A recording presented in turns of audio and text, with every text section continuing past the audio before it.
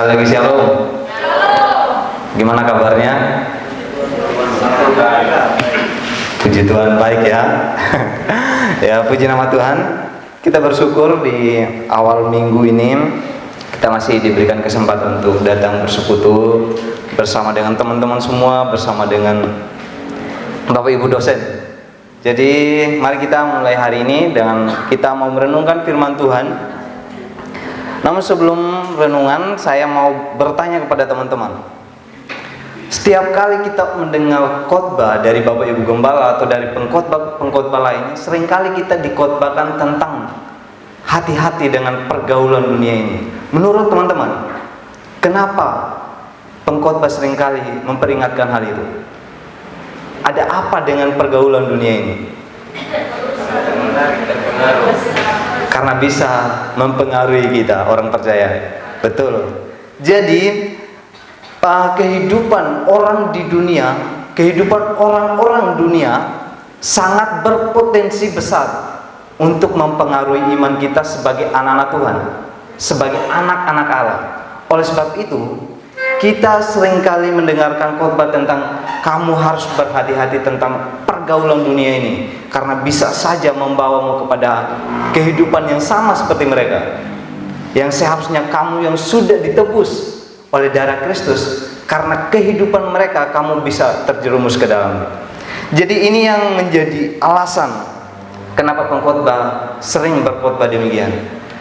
Begitu juga dengan satu nats yang akan kita renungkan, memberikan nasihat kepada jemaat-jemaat Tuhan, memberikan nasihat kepada orang-orang percaya agar mereka tetap hidup kudus sebagai orang-orang percaya, sebagai anak-anak Allah. Mari kita membuka Alkitab kita dalam 1 Petrus 5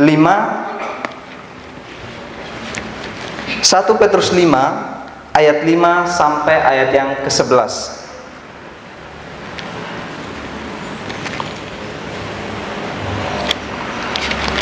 Sudah dapat? Saya akan membacakan ayat 5 dan teman-teman semua baca ayat 6 dan kita silih berganti. Demikianlah juga kamu, hai orang-orang muda, tunduklah kepada orang-orang yang tua. Dan kamu semua, rendahkanlah dirimu seorang terhadap yang lain, sebab Allah menentang orang yang congkak, tetapi mengasihi orang yang rendah hati.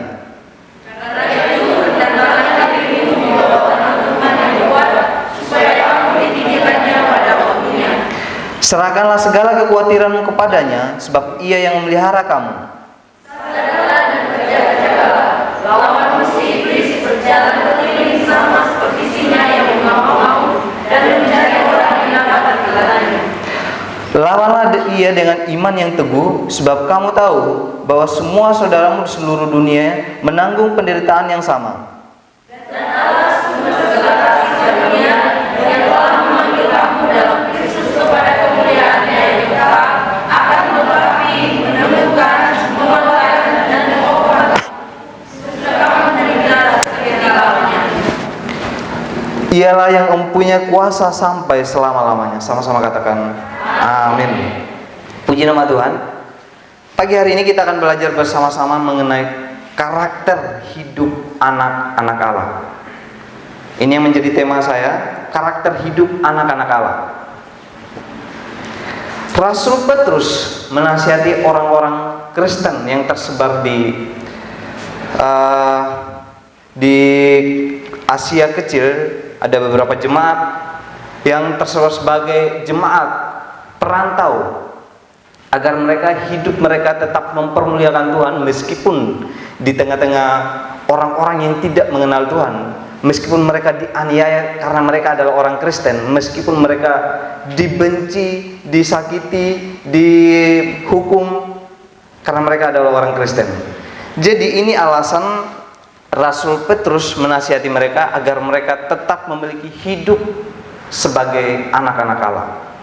Nasihat yang pertama yang kita dapat pelajari dari renungan pagi ini ialah rendah hati.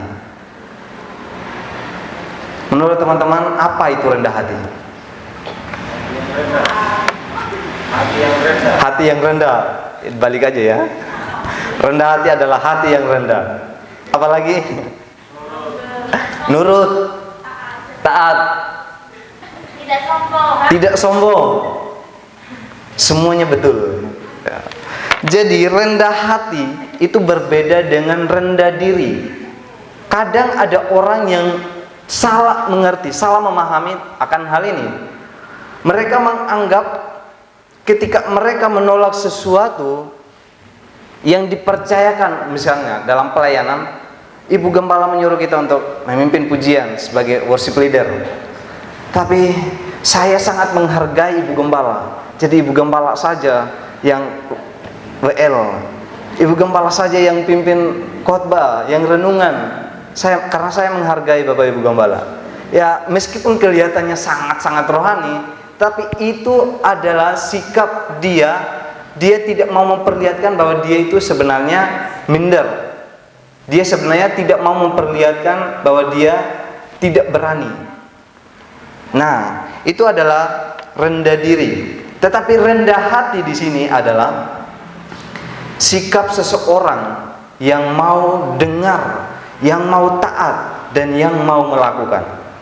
Nah, kenapa Rasul Petrus menasihati jemaat-jemaat atau orang-orang Kristen dengan memiliki sikap rendah hati? Yang dituliskan di ayat yang kelima di situ, karena Allah menentang orang yang congkak hati tapi mengasihi orang yang rendah hati. Ya, ini adalah firman Allah. Allah sendiri yang mengatakan bahwa Dia membenci orang yang sombong, tetapi mengasihi orang yang rendah hati. Teman-teman yang dikasihi Tuhan, tidak perlu memiliki pangkat yang, tidak harus memiliki pangkat yang tinggi, kedudukan yang tinggi baru orang bisa sombong. Karena orang-orang yang tidak berpendidikan juga bisa sombong. Orang-orang yang miskin sekalipun bisa sombong. Oleh sebab itu, teman-teman yang dikasihi Tuhan, kita sebagai orang-orang percaya, kita sebagai orang-orang Kristen, sebagai anak-anak Allah, seharusnya meneladani sikap Kristus yang menjadi teladan sejati. Dia yang adalah raja di atas segala raja, turun ke dunia menjadi sama seperti manusia. Itu bukankah suatu teladan yang menunjukkan bahwa Dia menunjukkan sikap rendah hati kepada umat manusia? Jadi teman-teman yang dikasihi Tuhan, teladan yang sangat-sangat kita patut contoh ialah Kristus. Dia yang adalah Tuhan, Dia datang ke dunia menjadi pelayan, menjadi hamba untuk melayani saya dan saudara, untuk keselamatan saya dan saudara.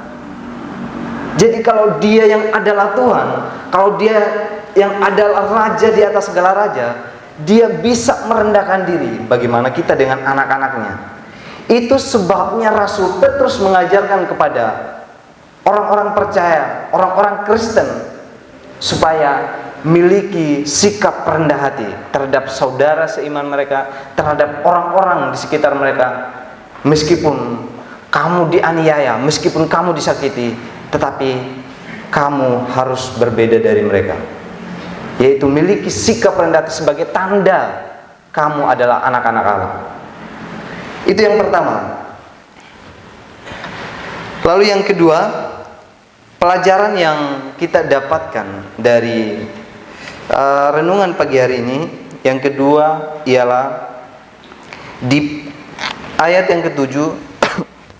Di ayat yang ketujuh dikatakan, serahkanlah segala kekhawatiranmu kepadanya, sebab Ia yang akan memelihara kamu.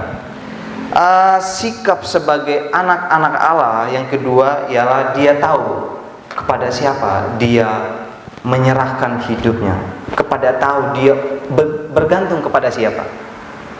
Jadi Rasul Petrus mengajarkan, kalau kamu sudah ditebus oleh darah Kristus, kalau kamu sudah diselamatkan, seharusnya kamu sudah tahu atas kekhawatiranmu, atas ketakutanmu, atas gelisahmu, atas apa yang kamu alami di dalam kotamu itu, meskipun kamu dianiaya, tetapi karena kamu sudah tahu kepada siapa kamu menaruh harapanmu, maka kamu tidak akan dikuasai oleh kekhawatiran itu. Itu yang Rasul Petrus mau katakan. Sehingga di poin yang kedua ialah serahkan kekhawatiranmu kepada Tuhan. Jadi teman-teman yang dikasih Tuhan, mari bersama-sama kita belajar. Ya, meskipun kalau kita pikirkan sebagai manusia, kalau kita hidup pada saat orang-orang Kristen dalam di perantauan pada saat itu, mereka dianiaya, mereka tidak disukai oleh masyarakat, dibenci oleh masyarakat, ya wajar mereka memiliki kekhawatiran. Wajar mereka memiliki kekhawatiran, ketakutan, kecemasan. Ya, karena nyawa yang menjadi taruhannya. Tetapi Rasul Petrus kembali mengingatkan kepada mereka, kamu kan sudah tahu bahwa Allah yang menebus kamu melalui darah Yesus Kristus. Kamu sudah tahu bahwa Dia yang berkuasa atas hidupmu. Ketika kamu menyerahkan hidupmu kepadanya, maka Dia bisa mengangkatmu, maka Dia bisa membuatmu lega, maka Dia bisa membuatmu damai. Meskipun kamu di tengah-tengah penganiayaan. Ya, mahasiswa Purwokerto ya tidak teraniaya lah, hidup sejahtera kok di sini. Ya, amin ya. Amin. Terpaksa. Jadi teman-teman yang dikasih Tuhan, mari kita belajar bersama-sama untuk memiliki sikap sebagai anak-anak Allah, memiliki rendah hati. Kita tahu ketika kita memiliki kerendahan hati, maka kita juga pasti tahu kepada siapa kita harus menaruh hidup kita kepada, yaitu kepada Tuhan. Dan yang terakhir ialah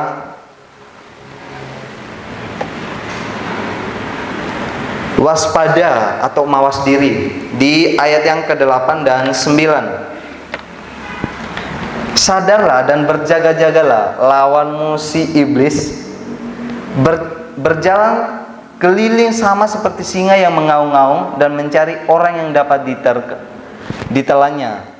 Lawanlah dia dengan iman yang teguh, sebab kamu tahu bahwa semua saudaramu di seluruh dunia menanggung penderitaan yang sama. Ya, lawanmu adalah si iblis, bukan temanmu adalah si iblis, gitu ya. Jadi jangan berteman dengan si iblis. Jadikan dia sebagai lawan. Jadi teman-teman yang dikasihi Tuhan, anak-anak Allah, nasihat yang ketiga yang dapat kita pelajari ialah kita harus waspada. Kita harus mawas diri. Ya, kita tidak bisa menghindari kenyataan, karena ini yang terjadi di dunia, bahwa kita bisa mengatakan, aku ini adalah anak Allah, aku ini adalah orang Kristen, aku ini adalah orang percaya. Tetapi kamu tidak akan lepas dari masalah, kamu tidak akan lepas dari pergumulan, kamu tidak akan lepas dari berbagai macam cobaan. Oleh sebab itu, Rasul Petrus menekankan supaya kamu tidak terpengaruh oleh semua itu, tidak terpengaruh oleh masalah, oleh penderitaan, oleh cobaan yang datang seketika menguji engkau, mencobai engkau. Itu sebabnya sangat penting sekali sebagai orang-orang percaya, sebagai anak-anak Tuhan, agar kita mawas diri, agar kita waspada. Ya, dalam waspada kita juga harus memiliki iman yang kuat, iman yang kokoh. Di situ dikatakan, lawanlah dia dengan iman yang teguh. Jadi ya bukan hanya waspada, tetapi juga ada persiapan. Ada sesuatu hal yang kita harus persiapkan untuk melawan cobaan atau masalah yang datang dengan memiliki iman yang teguh. Jadi teman-teman yang dikasihi Tuhan, Rasul Petrus mengajarkan orang-orang Kristen sebagai pendatang di Asia Kecil, di Makedonia. Jadi ini juga merupakan pelajaran bagi kita sebagai orang-orang percaya, sebagai anak-anak Allah, bahwa sangat perlu kita harus berhati-hati dalam menjalani hidup ini. Karena banyak orang terjerumus, banyak anak-anak Tuhan terjerumus kepada hal-hal yang menyenangkan, hal-hal yang memenuhi kedagingan mereka, sehingga mereka meninggalkan iman mereka, sehingga mereka meninggalkan Tuhan mereka. Karena mereka tidak memiliki iman yang teguh, karena mereka tidak memiliki iman yang kokoh. Mereka mudah dipengaruhi, mereka mudah dihantui. Jadi miliki iman yang teguh di hadapan Tuhan, miliki hubungan yang intim dengan Tuhan, agar apapun yang terjadi, agar proses demi proses, apalagi sebagai anak-anak Tuhan, sebagai orang-orang teologi, ya prosesnya memang tidak mudah. Seperti lagu Mas kita ya, memang tidak mudah. Jadi memang tidak mudah sebagai anak-anak Tuhan, tetapi kita tahu bahwa proses yang Tuhan izinkan tidak akan melebihi kekuatan kita. Proses yang Tuhan izinkan tidak akan melebihi kemampuan kita. Tuhan tahu.